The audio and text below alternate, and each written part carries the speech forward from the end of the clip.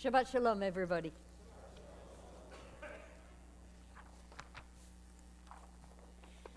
So a few words of Torah. It's not immediately obvious from the face of the Torah, but there's actually something quite odd about this week's Torah portion. As you know, because we read it earlier, the subject matter is about God asking Moses to tell the Israelites to take a contribution, a terumah, an offering for God. And that contribution is made up of precious metals and precious stones and wood and skins and fabric, and it's to be used to create a mikdash, a sanctuary, from the Hebrew root that is the same as the word kadosh or kiddush, so holy, or as I prefer to translate it, unique, exceptional, different. A unique, exceptional, different place for God to be able to dwell among the people. And up until we read this passage of the Torah has been going along in chronological order. It covers very, very large chunks of time in quite a few words in the book of Genesis. It covers smaller chunks of time with more words in the book of Exodus, the book of Shemot, up until where we've been going now. But now there is, if you want, a kind of disruption that happens. There's a kink in the narrative, because at the end of the Torah portion last week, we heard that Moses had gone up the mountain again, and he was going to be up there for 40 days and 40 nights.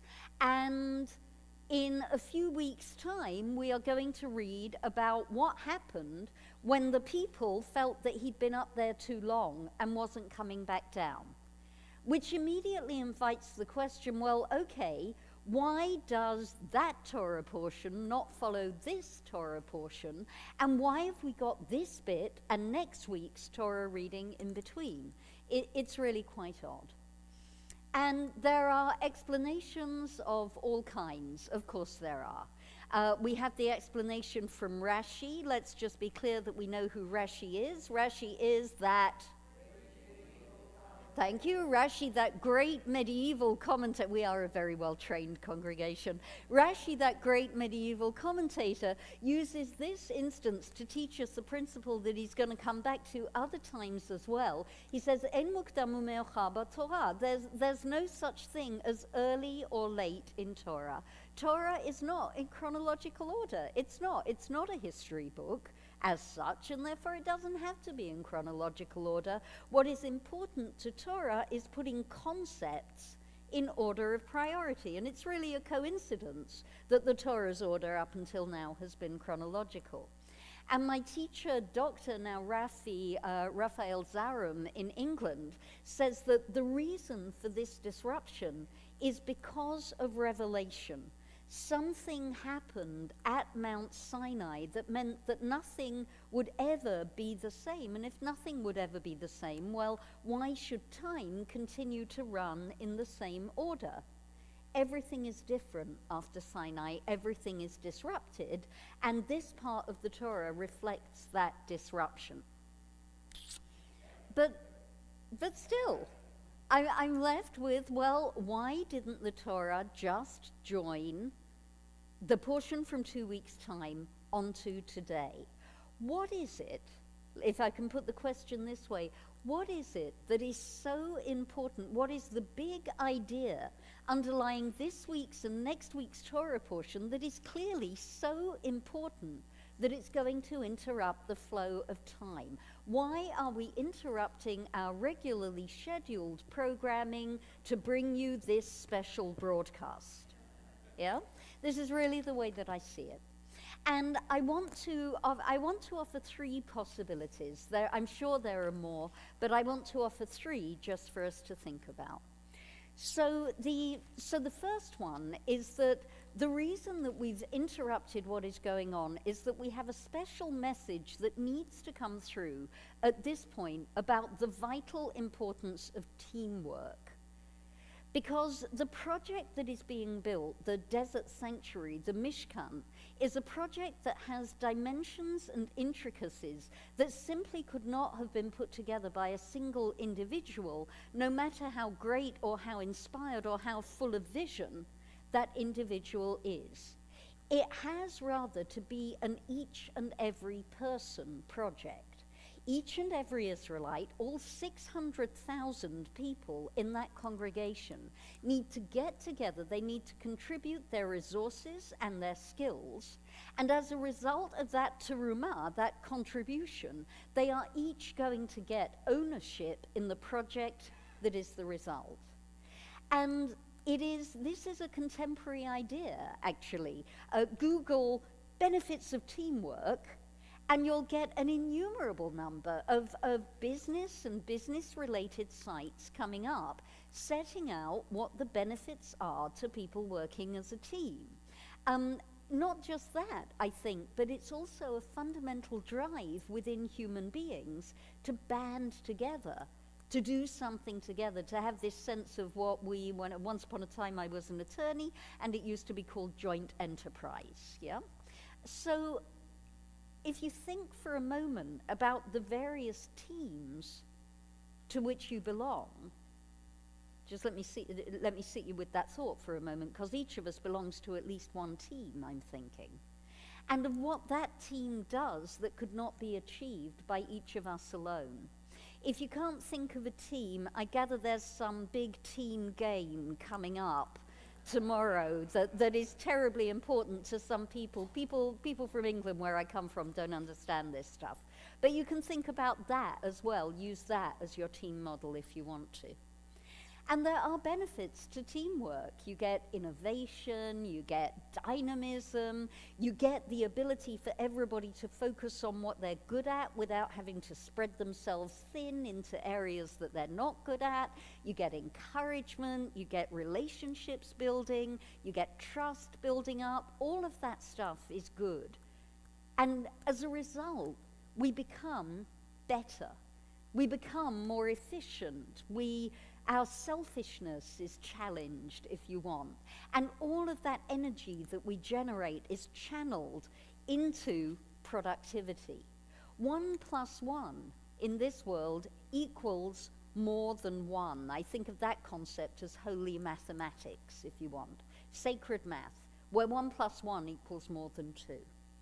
And maybe that message is so important for the Israelites at this time, who are still traumatized from coming out of Egypt. Maybe the Torah needs to interrupt itself to put them onto a joint project. Or maybe it's just simply that God wants to give them something to do that will stop their incessant whining and complaining and give them something else to focus on for a change. So one possibility is that the Torah is interrupted to teach us about the value of teamwork. But it's not the only possibility. I was reading around, there is a teacher called Rachel Anisfield. She's a scholar at the University of Pennsylvania. And she says, no, the central message is not actually one of teamwork, but rather the central message is one of relationship. And she points to those 2 cherubs, those 2 angels on top of the ark that Rabbi Bernhard spoke about so beautifully when we were talking about Mark and Sally. And she points out that the direction is that those 2 cherubim should face each other on the top of the ark. She reads from the Torah that they face each other, and one man towards his brother is the way that it's set out in the Torah, ish el achiv, and that God will come down into the space between them. In other words, when we work one-on-one with each other, when we look into each other's eyes, when we share in that way, then God happens in that space. And maybe that is the important lesson that we should be taking away. And she supports her argument by saying that all through the parasha, we read some of it, and you can, if you wish, read it again. We get this theme of partnership coming up over and over again. The cherubs face ish el achiv, a person to his brother.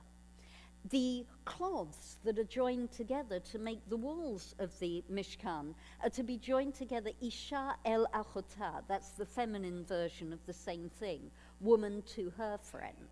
You get all over the parasha the word vechibarta, you shall join together. That's the same Hebrew root that gives us chaver, or friend, chaver chibarta, yes? And we also get the use even of the word te'omim, twins. Again, the idea that there is a one and there is another one, and they are in relationship. And she argues that it is this relationship, this one-on-one, that stands at the heart of every great project. And you can see how that might have worked as a unifying force for the children of Israel, different from teamwork. That you had one-on-one relationships that got built, that got created, when people were working together, maybe sewing the same curtain, maybe building the same wooden beam. And perhaps it's those relationships that are going to last beyond the project and bond this raggle-taggle bunch of people into a nation. It says in Bereshit, it says in Genesis, Lo tov heyot adam levado, it's not good for a person to be alone. Maybe it is the case that in order to build a nation, we have to come together one-on-one, to conquer aloneness, to look each other in the eyes, to enable things to happen. And maybe it is that message of partnership that is the important message that is going to bust through the chronology of the Torah and come and tell itself to us. Things come in threes. There's actually a recurrent theme of three that happens with the whole of the Mishkan project. And so let me offer a third idea as well. And that is that whenever we are participating in any project, particularly if it is a project that is as demanding as the Mishkan, we have to call on our own reserves. We have to dig deep inside ourselves for our creativity, for our inspiration, and for whatever energy is needed to be called up in order to build what we're going to build. And in this version of the message, the important words are the words chokhmat lev, the wisdom of heart, that happened inside each and every one of those 600,000 people as they worked on this project. That each former slave, as they designed what they needed to design, as they contributed what they needed to contribute, found in themselves the potential for growing above and beyond where they had previously been, perhaps beyond where they could have imagined that they could have gone. And that is the important message of this Torah portion. The message of potential, the message that each of us has within us, the ability to be creative, inspired, challenged, productive, more than ever before. And that is not a relationship, that is not a message of teamwork. It's not even a message of partnership. It's a message that is unique to each individual and to the place in our heart or our soul, in our mind, where we generate and we grow. And so there we have it. Three possibilities for why the Torah has interrupted itself: the value of teamwork, the value of partnership, the value of individual inspiration. And we can't go back in time and ask each of the Israelites what they thought the message was. But I'm struck by how relevant these three perspectives still are in our Jewish lives, in the lives in which we live, in our ways that we face up to the challenge of the Judaism of now, here in contemporary America, and the Judaism of the next generation. All three themes continue to be very relevant for us, I think. What are the possibilities for the Jewish community if we regard it as a teamwork enterprise? What are the possibilities for the future of the Jewish community if we regard it as an enterprise for the making of meaningful one-on-one relationships? And what are the possibilities for our Jewish future if each of us can dig down deep inside ourselves and find that spark that creativity, that inspiration that is unique to each and every one of us, and bring that to build the project of our Jewish future.